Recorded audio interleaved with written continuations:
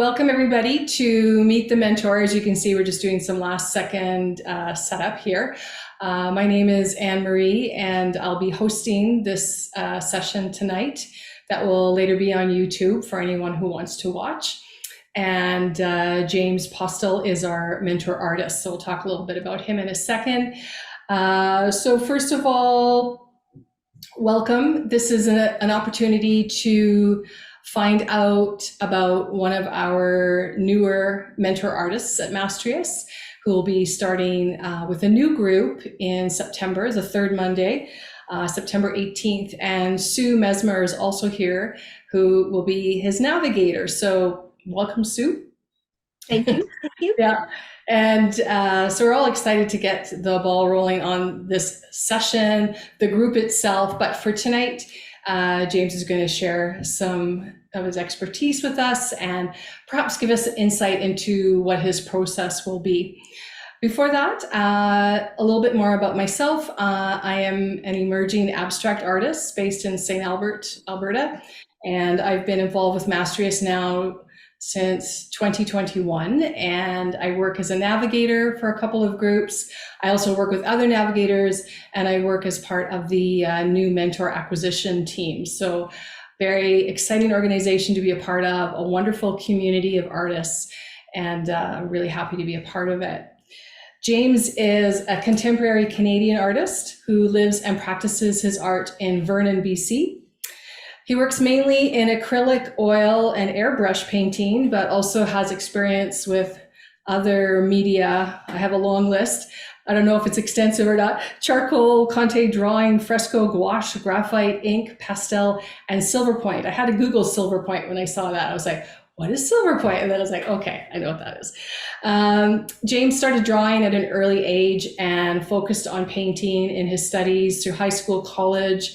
He has a Bachelor of Fine Art from Okanagan College in BC. I hope I'm getting all the facts right because, you know, James, you'll have to correct me later. He is currently one of 188 artists with senior status in the Federation of Canadian Artists. So it's quite a prestigious honor. And he's represented at Kurbitov Gallery in Vancouver, BC, Gibson Fine Art in Calgary, Alberta, and Elevation Gallery in both Fernie, BC and Canmore, Alberta. So really excited to learn all I can from James in this hour ahead. And I hope you are too. Just to let you know that through this session, we'll try to be as informal as possible. So if you have a question, you can either use the feature of raise your hand, you can talk and just ask a question, or you can even pop a question into the chat. So I'll keep an eye on that for James so he can focus on the art side. And yeah, I think other than that, are there any questions before we get rolling? Everybody's pretty good. Welcome, Debbie. I just saw you enter, and Lisa. All right, so James, I'm going to turn the spotlight over to you, and whatever you'd like to say to get things started, it's welcome. Okay. Before I do, there's like a sign that just came up on my phone that said the host has spotlighted your video. Would you like to join audio to speak? No. So you join audio or later? No, just don't because you're using audio off of your computer right now. Okay, so I don't need to do later, just leave it alone? Just leave it alone, yeah, you're good. Okay. Yeah. I know. Okay. Technology, fun. Well, thank you for spending time here tonight with me. I'm not sure which device to look at when I'm talking. I get maybe this one. Okay. Look straight ahead. That's where we actually pretend you are the painting. That's the direction we're looking at you right now. Okay. Yeah. So really excited to be here. I can't properly describe that. I've been watching sample videos on Mastrius and seeing what other mentors have been doing, and just getting really inspired by the different styles of teaching that I'm finding on there and seeing, and it's just really cool just to see how many common grounds I find with other mentors that have these, you know, they'll talk about an idea and I'm like, oh yeah, you know, there's just so much of that. And yeah, I'm basically, what I'm going to do tonight is, behind me here is a painting that I started a few days ago. And above that is a sketch that I did while I was on holidays in Spain this summer. It was a plein air sketch that I did in oil pastel. Just out the back of our resort, there's a nice patio there with a little domed structure and like a little, I don't know, it's just a place you can go hang out and look out on the estuary, and it was just a very beautiful scene. I've got my other device, my other phone here somewhere that I'm going to use a couple of source photos that I took of the same location, as well as drawing that. And just when I use them, I'll show you. And it's just because there's some more information in the photos that I snapped of the cactuses or cacti, just for good information for light and shadow and whatnot. And so I guess I'll just get started without any further yakking here. And before you get started, can you talk a little bit about the grisaille or whatever we called it the other day that you have prepared already? Yeah, not grisaille, but raw siennae. Raw sienna eye, yes, that's our new term. So yeah, over top of a pink underlay, I used raw sienna, and because I just love that color, and I use it in a ton of my paintings as an underpainting, and it creates a really beautiful range of tones and values.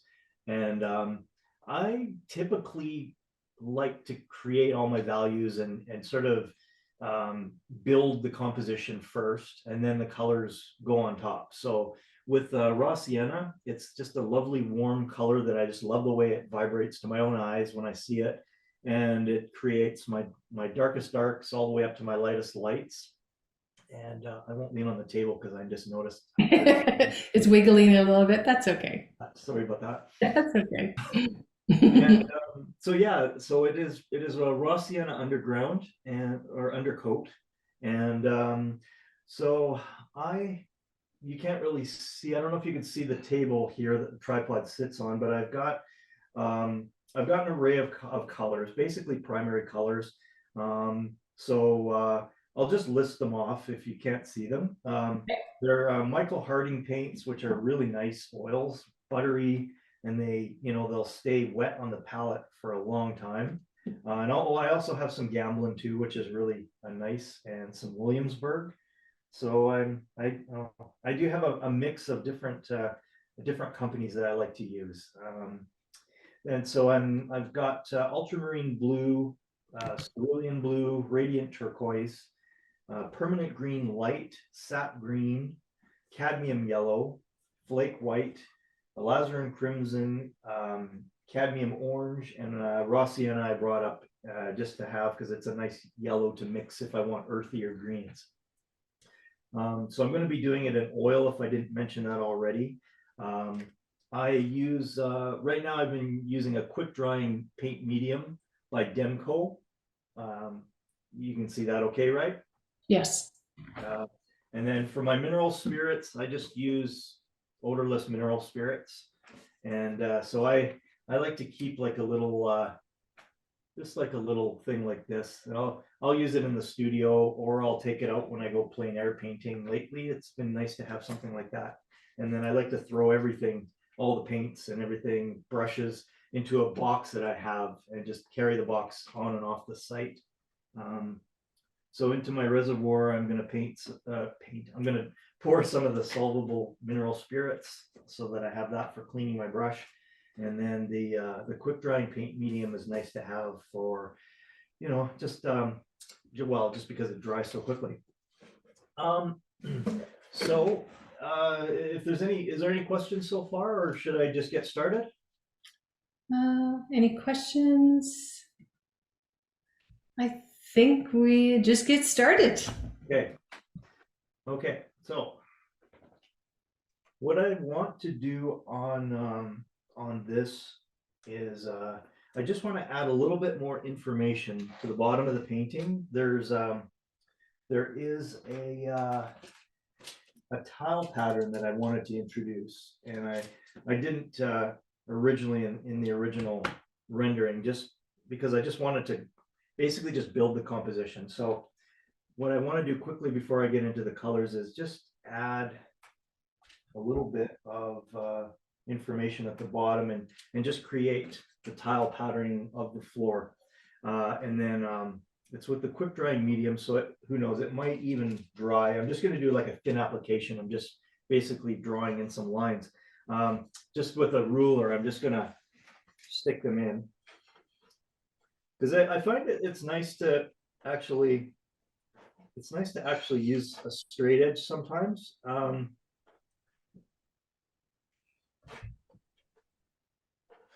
I have a quick question. Yeah, sure. Would you be doing like a similar process in plein air painting, or are you taking the photograph or doing your sketch and then coming back and, you know, doing the larger painting You know, once you get home? That's a good question. And I find that lately I've been getting into doing more plein air. This year has been a bit of a change in that I had shoulder surgery in December, and so there was a bit of time healing over the last half year. So I kind of changed my process a little bit, and I find that that's happened a few times over the course of my career as an artist, and I find it's okay. You know, I was doing like last year was very productive for me, and I was working on big canvases and doing airbrush, and then working from photographs primarily. And this year, I'm finding that I really want to get into doing more plein air and reconnect with nature that way. And then I want to bring them back to my studio and work them up into paintings, and also supplement them with source photos on site that I'll take. You know, it seems like source photos never quite do justice to what it is that's going on in nature, and that's part of why right now I feel inspired to go out and do some on-site sketching and really just really reconnect with the beauty of nature. Does that answer your question? Yeah, plus it's really nice to be out there too.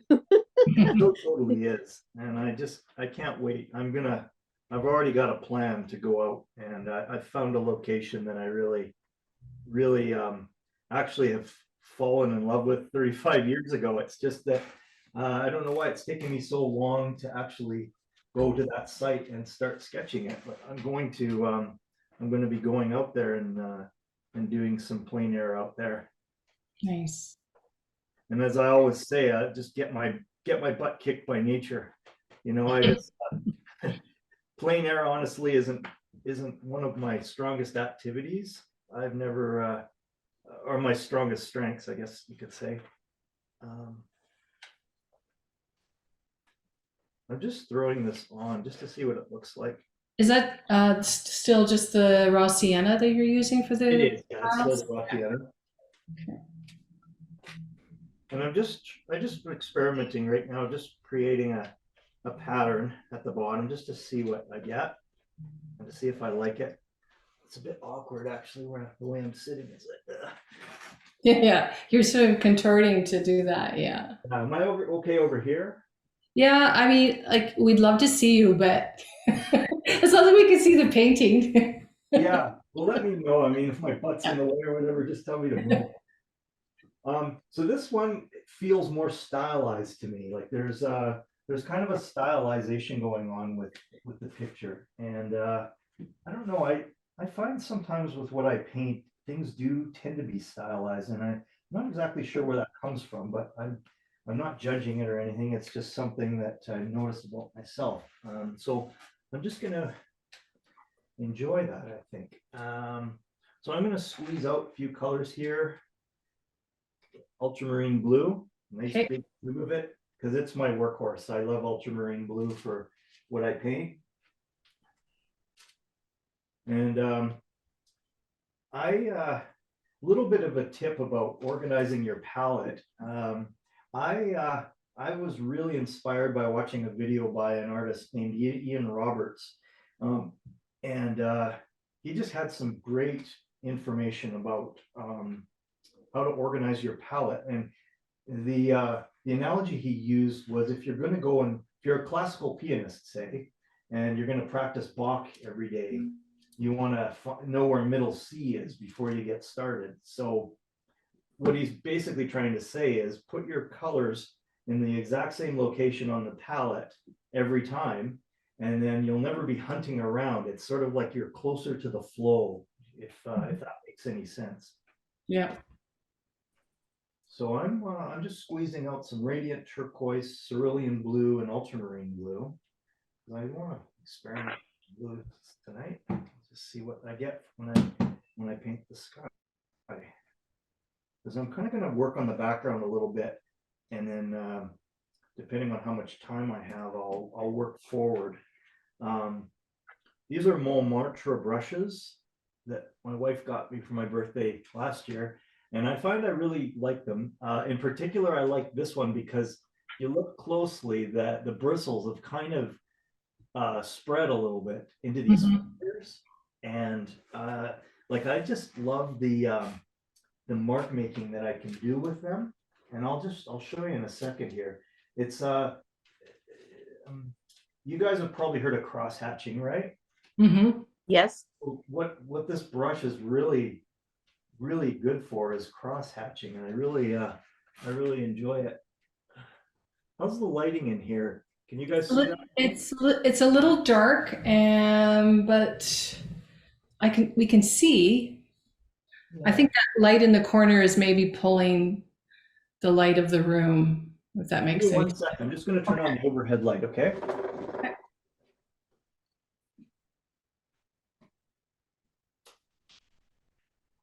Oh, Better? that's much better. Yes, thank you. Okay, so I just wanted to show you a couple of shots that I took of the. Can you guys see that okay? Uh-huh. Yes. Okay. And the cactus Okay. Wow. and some different lights. It was huge. Like, this cactus was probably 30 feet high.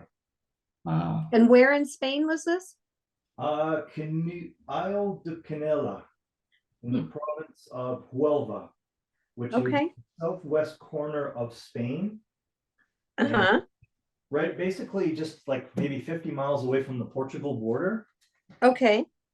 And it's maybe about 2 hours drive from Seville. Yes. And it's just a beautiful part of the country. Sounds lovely. Yeah, I totally recommend it. Like, if you're going anywhere to an all-inclusive, for example, you gotta really go where the food is good, and the food was really excellent here at this resort. Like, you kind of run into repetition sometimes where you get the same thing every day, and you get tired of it. But I have to say, generally speaking, over the course of this time, it was there was enough of variation in what they served to really we didn't really get tired of it. So you started with the ultramarine, and now you're adding more turquoise. Is that what you have? I'm adding, like, I got 3 blues on the go here. Okay. So I started with ultramarine, and then I'm throwing some radiant turquoise and cerulean into it. Cerulean, okay. Yeah. At this point, I'm really kind of just playing. Mm-hmm. And I'll probably, because the sky tends to be the most intense. When you look at the sky toward the dome of the sky, it tends to be more.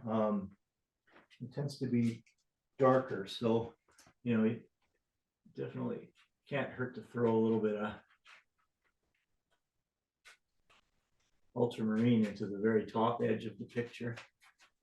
And that's something that I can adjust as I go. And that's the thing I love about oils, is they're very forgiving.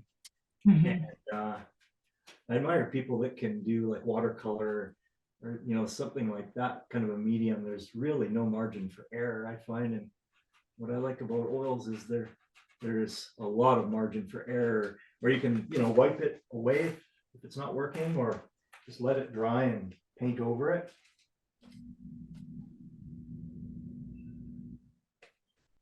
So yeah, just playing with the 3 colors here, the 3 different blues that I've got. I like a rough canvas, and I don't know, can you guys see the texture on this canvas?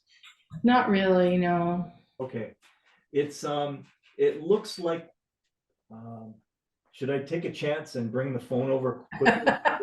It is? Sure. Okay. Go crazy. Oh, yes, I Oh, see it. yeah.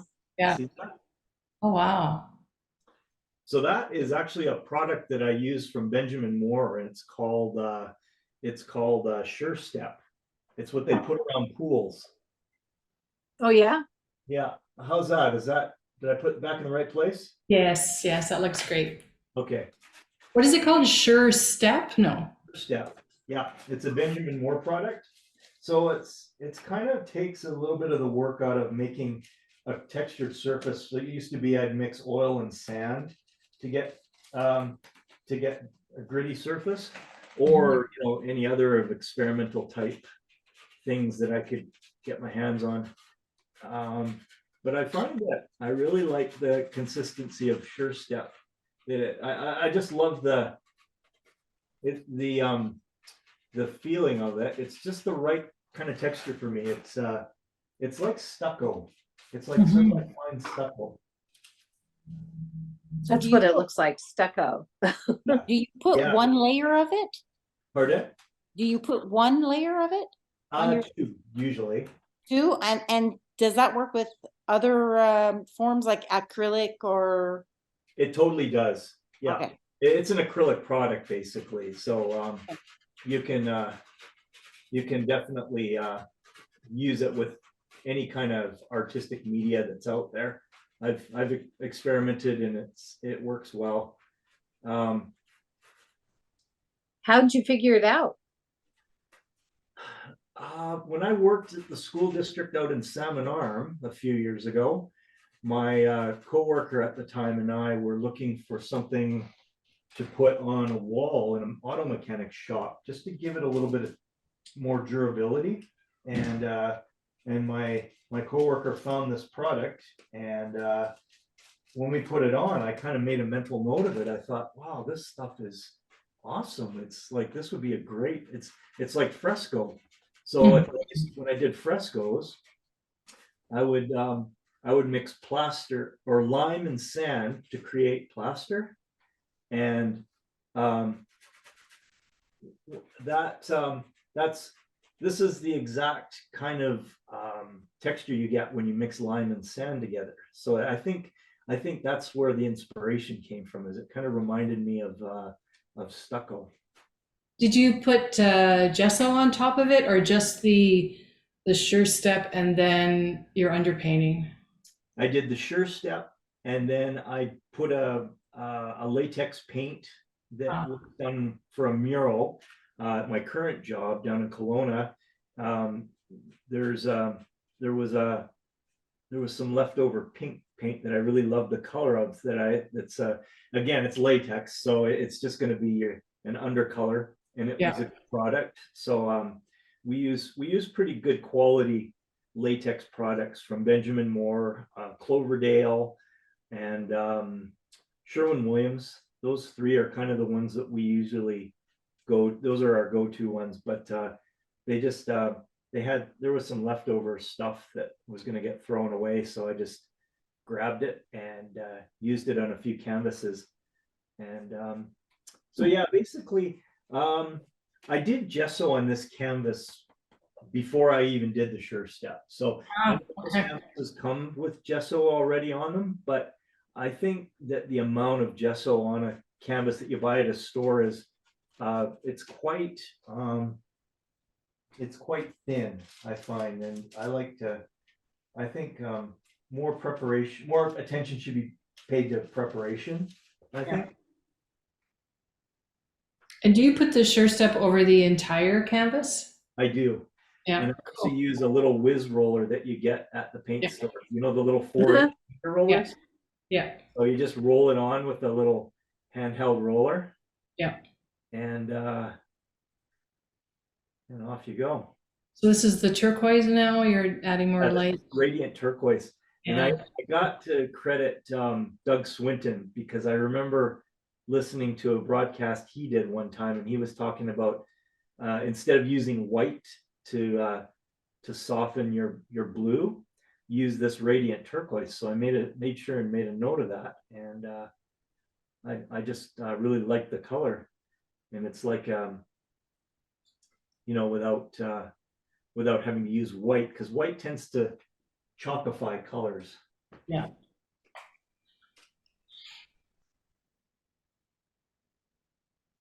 Again, it's the early going, so a lot of this will be subject to change, as I'm sure you can all relate.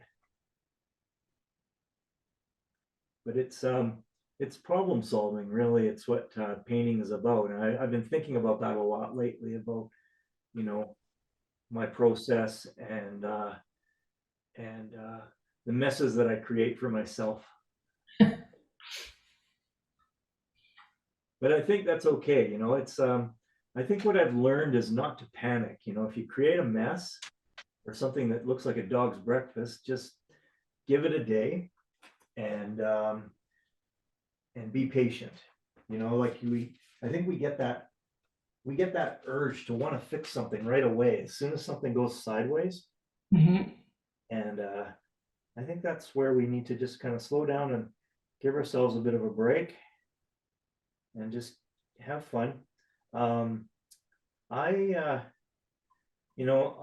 my paintings, I'll get these areas that will look really bad, and I'll leave them on the canvas so that I torture myself and just look at those areas for months sometimes.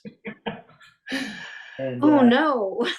yeah, and believe it or not, it's like those areas, like I believe your brain actually solves the problem when you're away from the easel. And it can happen in your sleep, I think. Yeah. When we're out playing ball with the dog, like inspiration really will come at the most unexpected times. And I mean, sometimes even when you're at the easel, it will come. But if you have a real big problem on the canvas that you walk away from at night, it's like, you ever come back to the easel the next morning and you find that you have the answer? Has anybody ever had that? Yeah. Or in the middle of the night, it wakes me up and I have to go and be like that crazy painter who has to fix it. Fix it. Yeah. I find that with work, but I haven't really gotten there with painting yet. I'll have to try it. Yeah. My advice is just don't panic and just celebrate the bad parts for what they are, because they oftentimes it'll just be a tweak. Just turn it, and sometimes it turns it into the most beautiful part of the painting. It's shocked me sometimes as to how that works. Do you find you have a bunch of paintings on the go at any time, or you just focus on one and let it evolve? I find I have a few on the go, actually. I wanted to be down in my studio doing this tonight, but there were some bandwidth issues that I haven't quite figured out yet. So maybe I need to get a Wi-Fi booster. You see what I'm doing? This is what I was talking about with cross hatching. Yeah. I just love the cross hatching effects. And that's from Can you put it closer? the phone. The camera to see the cross hatching? Oh, or yeah. bring the painting Yeah. closer? Okay, hang on one sec.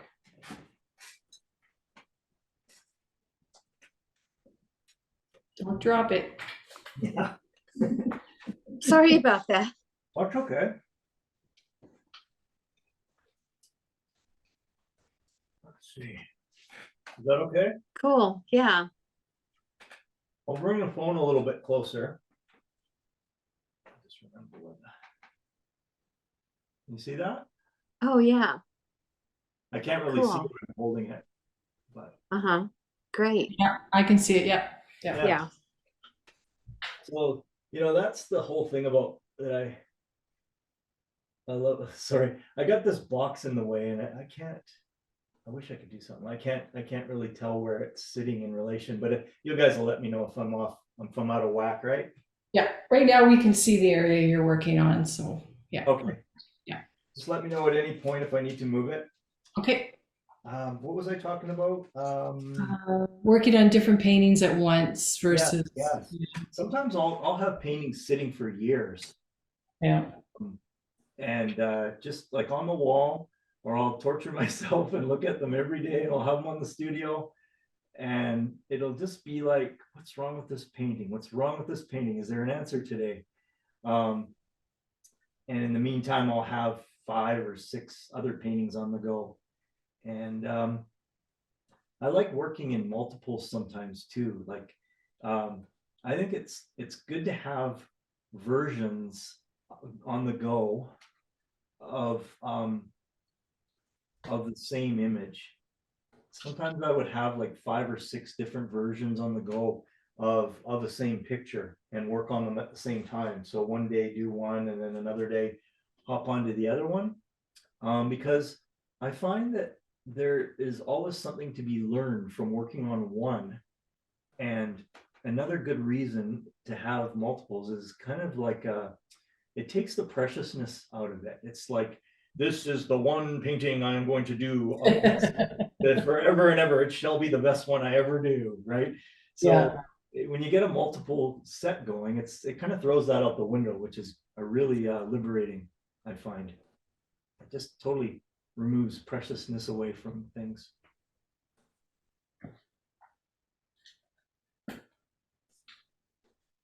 You see, you get that blue on there, and that it really sets off nicely against the warm Adobe colors. I was just about to say the very same thing. It's like the beautiful contrast, right? The blue. Yeah, just stopping doing what I'm doing, and then you stop and you look at what you're doing, and you kind of get that, oh yeah, cool. So let's see. We'll work a little bit on the dome, maybe. I've got some blue sitting on there. I think, well, maybe what I'll do is I'll continue working that background a little bit.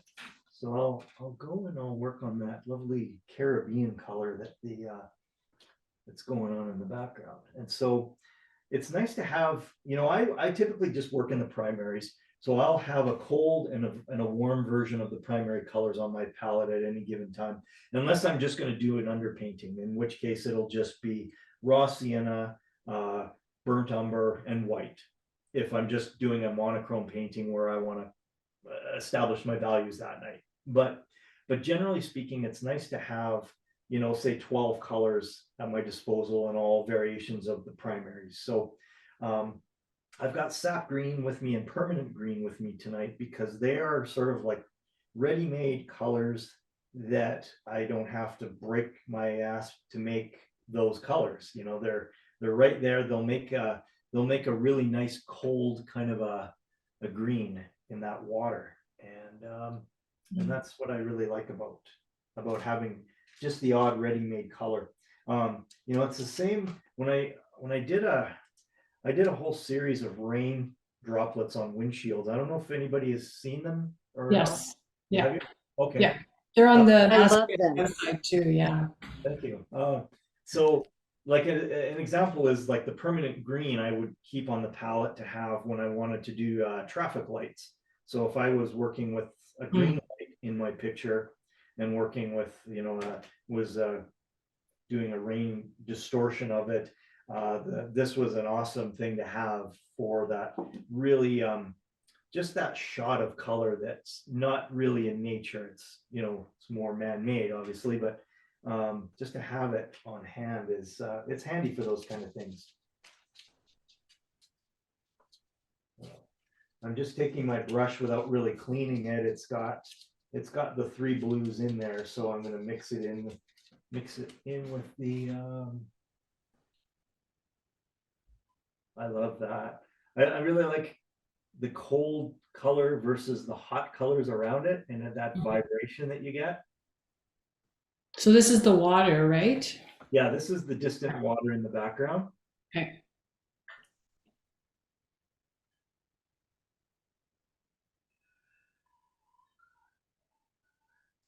So I'm sort of fascinated by this sure step. Does it ruin your brushes in time or more quickly? I ruin my brushes. Okay.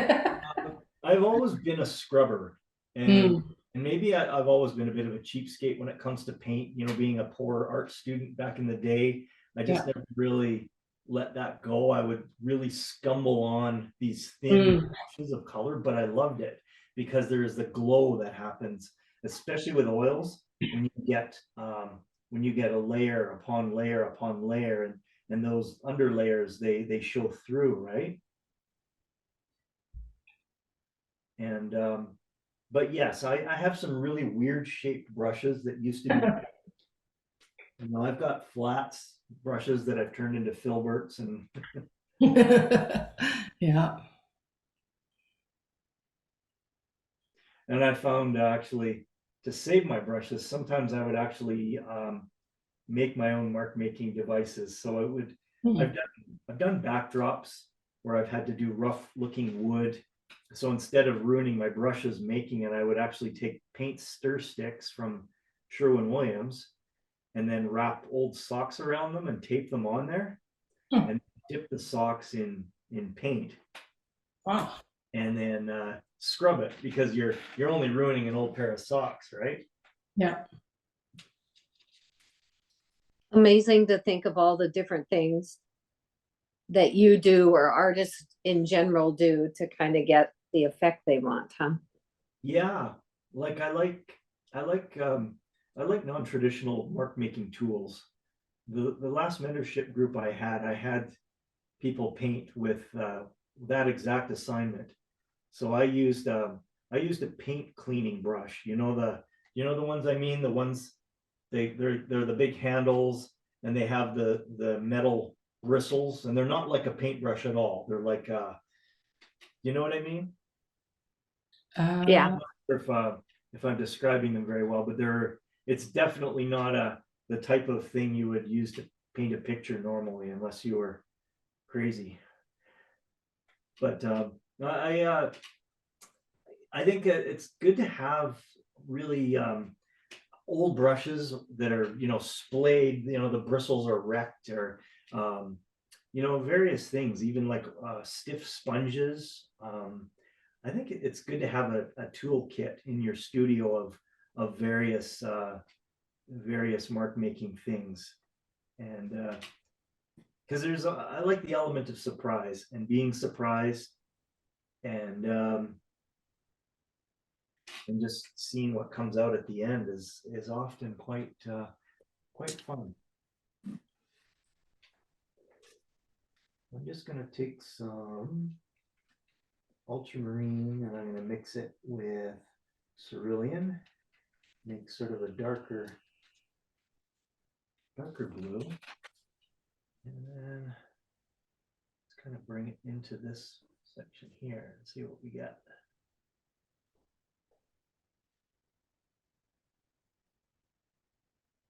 so at the beginning, you said something about that your work often ends up stylized. What did you mean by that?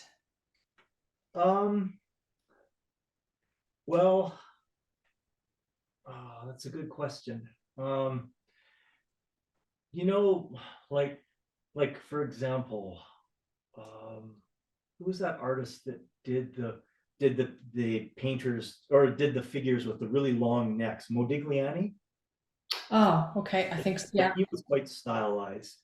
I mean, I don't think I'm that stylized, but it's where, you know, it's where an artist kind of takes representation of an object it's not quite Hmm. totally real, or It's real. manipulated in some way. There's a, Hey, yeah. yeah. Okay. That That's makes sort of sense. what. Sorry, go ahead. No, I said that makes sense. That makes sense. Yeah. Yeah, and it's just the way it turns out sometimes. I've never believed in totally copying what I see in front of me.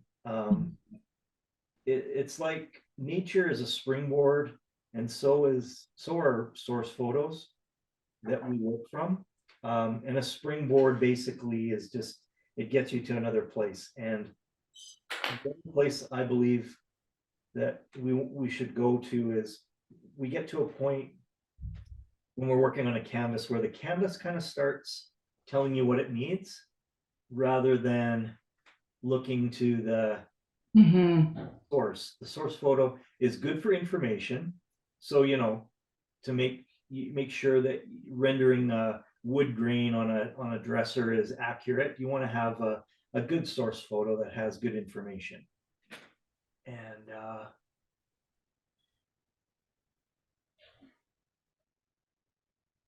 And then once you get to a certain way along a painting, I believe, well, I know that a person stops a lot more, and I spend a lot more time just looking at the picture rather than just painting it. I'm doing a lot of brush strokes and painting right now. I'm just sort of roughing in everything.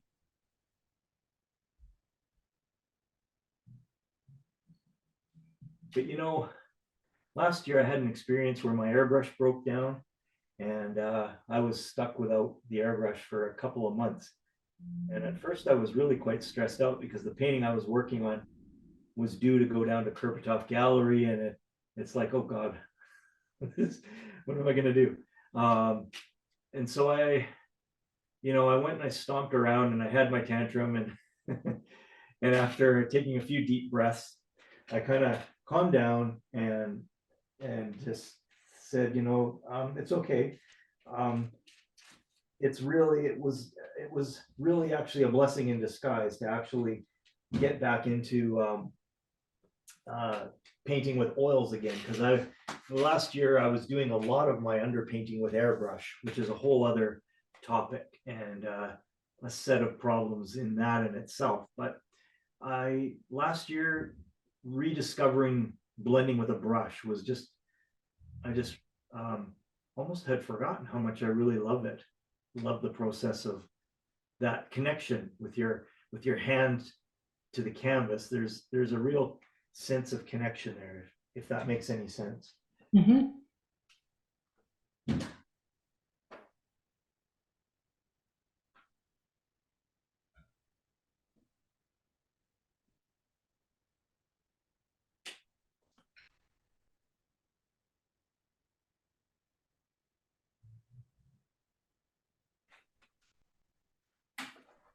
Just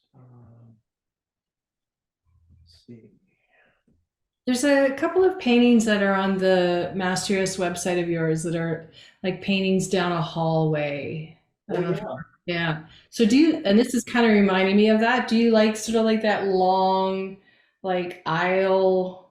I love perspective. I just love leading the person into a painting with a nice long place to get them to look at it. And I like exploring depth. And the Rain series was one way of exploring depth. It was really exploring the whole optics of a telephoto lens. When you look at a honeybee up close and everything behind it is all blurred, it was really that kind of concept. And with the hallways, it was a different thing. It was getting back into working with oils and again contacting the hand with the canvas again, and just loving the surfaces. I just really loved rendering surfaces and the effects of light on wood or on tile, metallic objects. Each one of those, they have their own set of problems to solve, and I just really enjoyed that whole process and rediscovering it. And I just find that I'm getting so many pictures on my phone right now of insides and interiors with light that it's like, oh yeah, I got to paint that someday. And I'm sort of falling behind because there's about 3,500 pictures on my phone right now. I'm sure a lot of you can probably relate, eh? Yeah, exactly. Well, we're getting closer to that season of being indoors. So, I mean, where we live, but yeah, will make more sense. You do plein air? I do, but I paint abstract. So for me, it's about the sensation of being outside and Yeah, interpret, colors right? and what's that? Interpreting it. Yeah, Yeah, absolutely. yeah. It's much Yeah. more intuitive and I think my last one, there's even like a dead mosquito on it. That was sort of unintentional. He just got caught. I'm sorry for animal What rights, happened? mosquito rights activists everywhere. He just What got happened caught with in the that? paint. Oh, but yeah, plein air is, plein air, it doesn't matter what kind of painter you are. Like, it's just so interesting to go outside if you haven't done it. Like, it just, it's a real treat. I agree. It's really something, and I feel pretty excited about rediscovering that, getting out into nature again. So you're going to tell us where this secret spot is that we should all go and paint? It's just outside of the Kelowna airport. It's called Ellison Lake, Oh, aka Duck Lake, and it's just this little nothing lake that's really shallow, freezes up in the wintertime, and because it's so shallow, and it doesn't have any tourists. People just drive by it because it's on a major highway. But that's great because it's just this spot that I keep looking at has hmm. not changed in 35 years. Uh, and I just can't believe that it's taking me so damn long to actually put it in my head to go out there and go follow it, right? And I just feel this urgency to record this area, and Nice. yeah, so I'm really So really is it on the same side of the road as the airport, but closer to the city? Is that lake? it's it's north of the airport, so it's between the airport and Winfield. Ah, Yeah, it's just a little tiny lake. hmm. It's just it to me. It just looks like something out of an 18th century or 19th century landscape pastoral painting. Yep. It's just like I get this feeling every time I drive by the southern end of this lake. I've always had that feeling, and Hmm. it's time to go and act on it. And even more so, like early in the morning, I start work quite early, so I'm driving by there at around 5:30, and it's the sunrises. Like I just caught this sunrise going by there last week, and my jaw dropped. Like I couldn't compute how beautiful this sunrise was. I could have taken well, I didn't have my phone on me, so I couldn't take a picture. But even if I'd have taken a picture, it wouldn't have done it justice.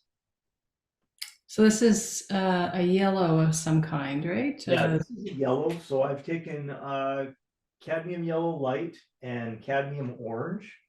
So I'm gonna cad yellow is kind of a cold yellow, but I'm warming it up with cad orange. And I keep it a fairly high chroma. Will any of the underpainting show through at the end, or do you cover it all?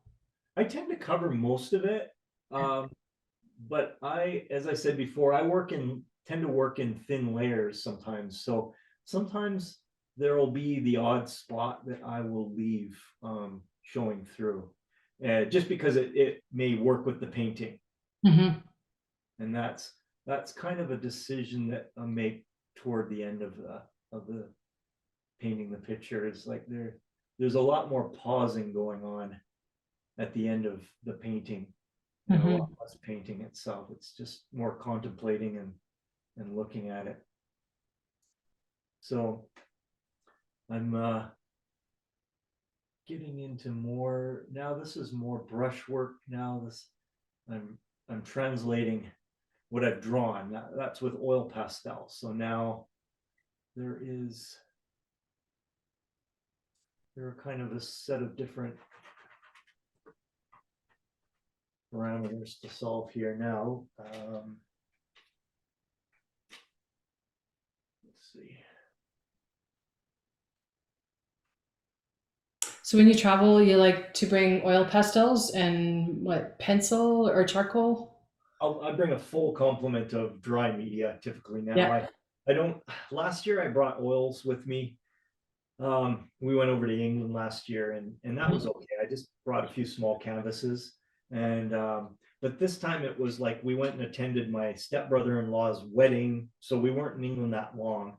And then Yeah. the rest of the time was spent down at the resort in Spain. And so there was quite a lot of plane travel going on and kind of limited baggage, right? So I just, rather than fill up the big luggage that you can put your wet media in and not get hassled by the security, I Yeah. thought this time around I'm just going to bring all my dry colors, oil pastels or pens, and just work with that and just translate it in a different way. And that, you know, that's inspiring too. It's drawing as I've done for 40 plus years, and not all of those years are professional drawing, but I've that's my roots, is drawing. So I really found that this year when I was recovering from shoulder surgery that can you hear that roughness? Yes. That's not your shoulder, right? No. Sorry. Always a comment. I was in karate a long time ago, and my karate uniform was kind of old, and the teacher and I were sparring on the ground, and we were practicing ground fighting and submission techniques. Yeah. And he was applying like an arm lock of some kind that we worked on, and then there was this horrible popping noise, and the blood just drained from his face, like he thought that he had hyperextended my arm or something. Oh, no. It's just the seams popping on my gi. Oh, that's funny. Yeah. Funny, not funny at the same Yeah. time. It scared him at the time. Yeah. So James, we have about 5 minutes remaining. How much? I know. 5 minutes. That's it? Oh, wow. I know, like time is just flying by. I'm sorry that I haven't That's okay. It's okay. finished more. It's good. I love watching people paint. It's just So this is very definitely- soothing. Yeah, this is definitely early stages, so this will be something totally different once. So is this something you'll continue and maybe post on Instagram so we can see Yeah. the outcome of it? Okay. Yeah, I'll post progress pictures of it as I go along. So in the last couple of minutes, does anybody have any questions about James's group with Mastrius? Any Mastrius types of questions or questions about art for James? We have a very attentive, semi-quiet bunch tonight. Sue and I chat a bit. Debbie. Customer management issues. Mhm. Sue, anything you wanted to add about the group since you're now? Just would absolutely love to have you be part of it, and James has just tons to share, and kind of, as far as I know, plans to kind of discuss problem solving, as he mentioned earlier, and I think that's such a great topic, as no matter what we're doing, we're always running into problems, and if we could solve them before they happen, how wonderful that would be. So Yeah, I can teach you a lot of things of what not to do that save you. yeah, I really need those.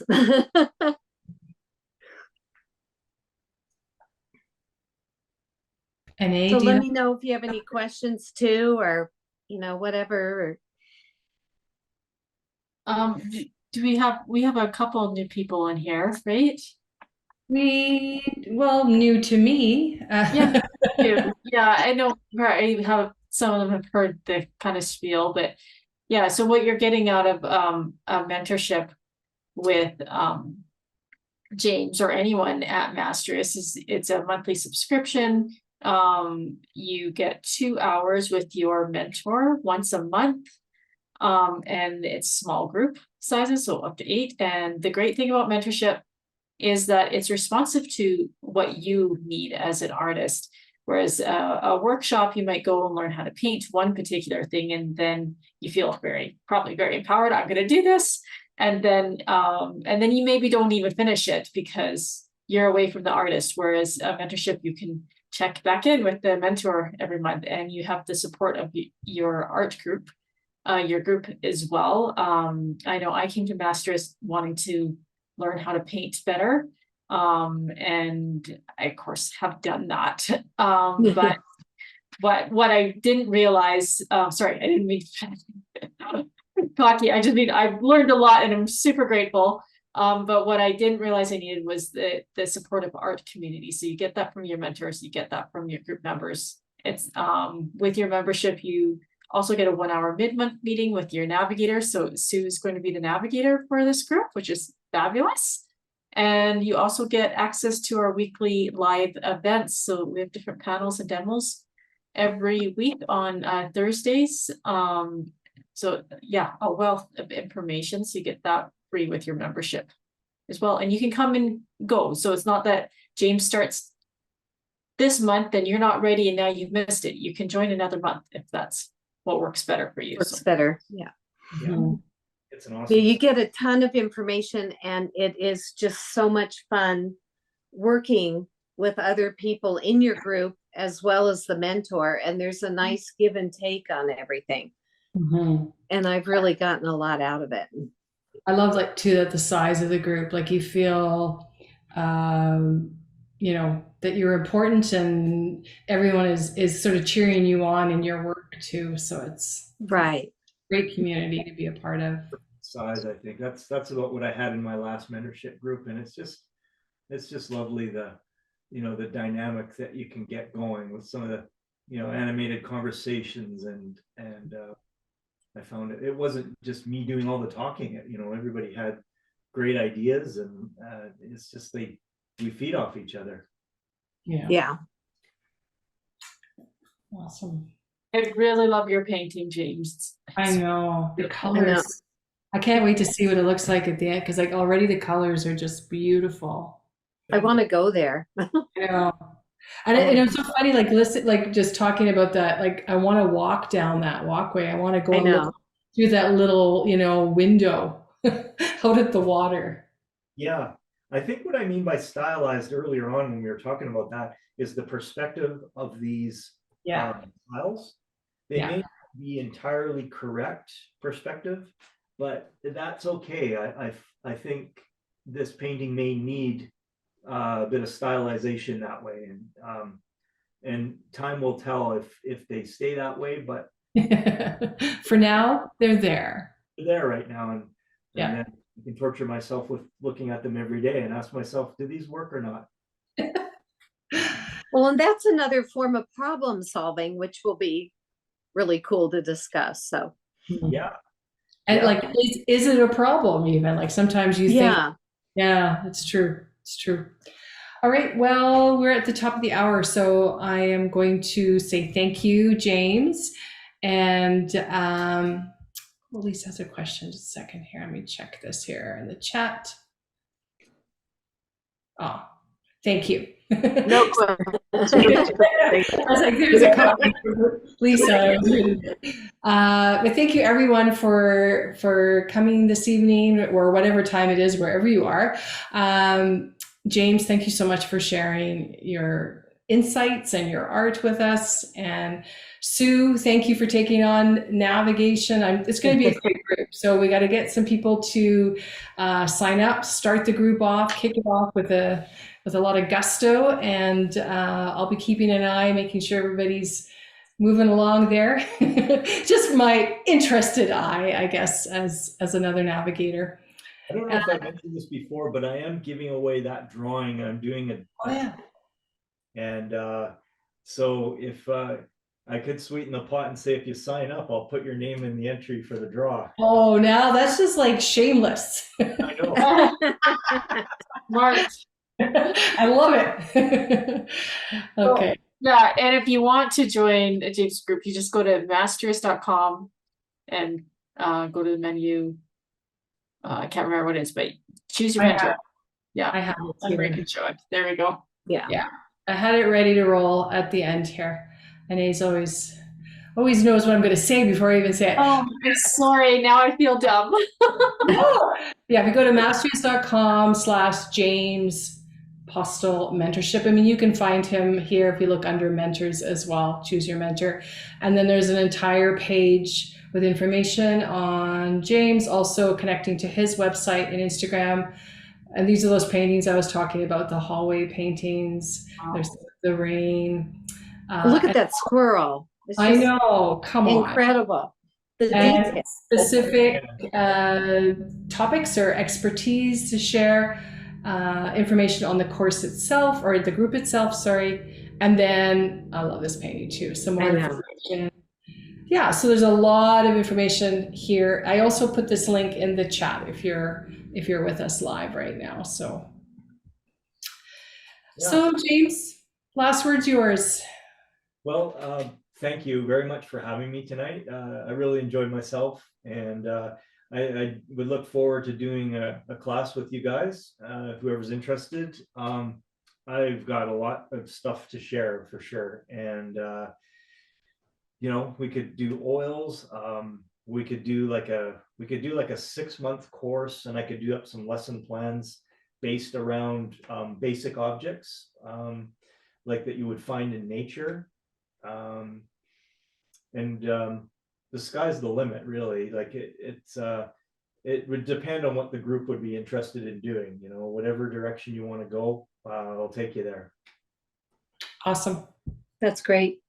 Thank you so much, everybody, and have a wonderful evening or day. Whenever you see this video, have a wonderful moment. Anne-Marie, thanks so much for hosting. You did a great job. Yeah. Thank you, Anne Marie. Yeah. Thanks, Sue. Thank you. Thank you, James, too. Bye. All right. Just his hand. And I know. Bye, Adam. I know. I was like, he's you. disembodied. Bye.